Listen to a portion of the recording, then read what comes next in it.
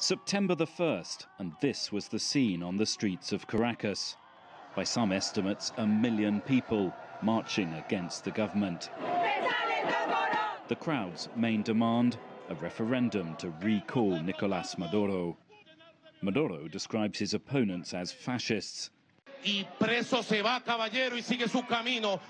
putschists and terrorists will go to jail. No more coups, no more violence or politics. Caracas wants peace.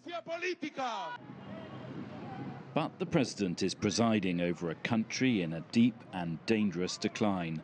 Shortages are widespread. Inflation is running at over 700%. And many basics, from medicine to food, are hard or impossible to find. Last April, the opposition went ahead with what was the first stage of the recall referendum against Maduro. It needed to gather signatures from 1% of the electorate. It collected almost 10 times that. Now we await the second stage of this convoluted process. According to the Constitution, at least a fifth of the electorate needs to formally demand a referendum to take place. Venezuela's electoral authority, the CNE, is not making the process simple. Amongst many restrictions, it says that 20% of the electorate in every state needs to ask for the recall, logistically far more difficult than a national vote. It's also declared that the referendum can't take place until 2017. According to the rules, that means that even if Maduro loses, his vice president, a loyalist, takes over. If Maduro lost a referendum before 2017, there'd be new presidential elections. I asked the Secretary General of the opposition coalition if he felt the situation was hopeless.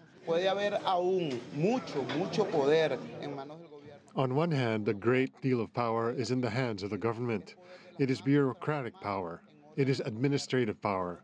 It's the power of the mafias that are created by the government. But it is not the power of the street. Some in the opposition, a minority, argue that the only answer now is that its so far peaceful protests become violent. Luis Vicente Leon, the leading pollster in Caracas, says that would be a tragic mistake. It's true that the opposition is majority, and it's true that the government is going to lose any election. This is true. But what is not true is that you are going to win a battle just because you're a majority. That's the dilemma the opposition faces. It may have the popular majority here, but the key institutional tools of power are with the president, and he remains defiant.